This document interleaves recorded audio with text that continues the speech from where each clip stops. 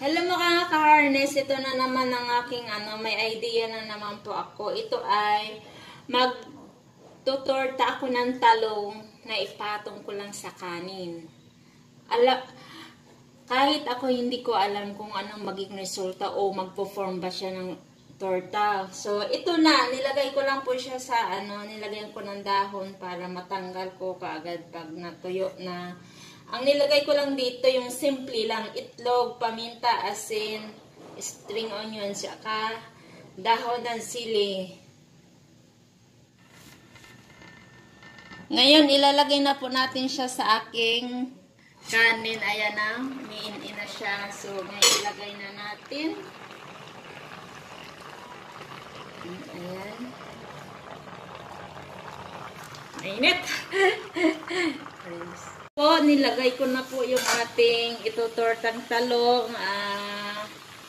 Ngayon, tatakpan ko rin siya nito para hindi malagyan ng pawis ngayon. Maghihintay tayo hanggang sa maluto yung kanin, hanggang sa maluto yung torta. Good luck sa akin kasi minsan pag gumagana ang utak ko, kailangan kong gawin.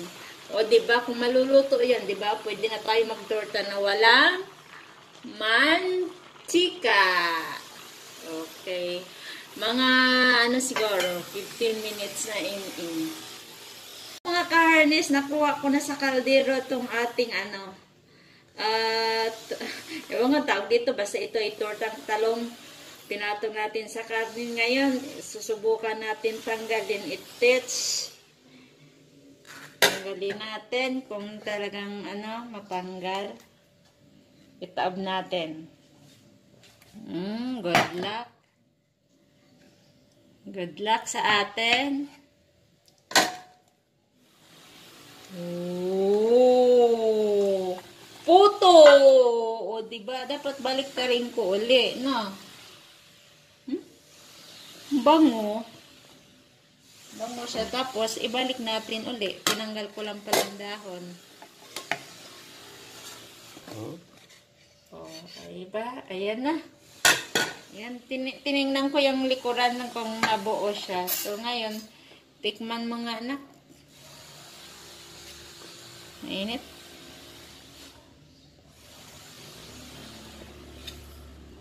Init. Anong lasa? Wow! Very good! Yes! Nakatorta akong talong na ganitong loto. Wow! Ano naman sa Ito na mga ka-harness ang ating tortang talong. Husgahan ni nanay. Oh, nay, anong masasabi mo, nay? Oh, anong masasabi mo, nay? Ha? Anong masasabi mo? Masarap daw mga ka-harness ang aking tortang talong na nakapatong lang sa kanin. Wow, thank you Lord sa blessings. Ayan. Pwede na tayo mag-torta na hindi mamantika. Oh, wow. Pasado din kay Harry. Good job. God bless.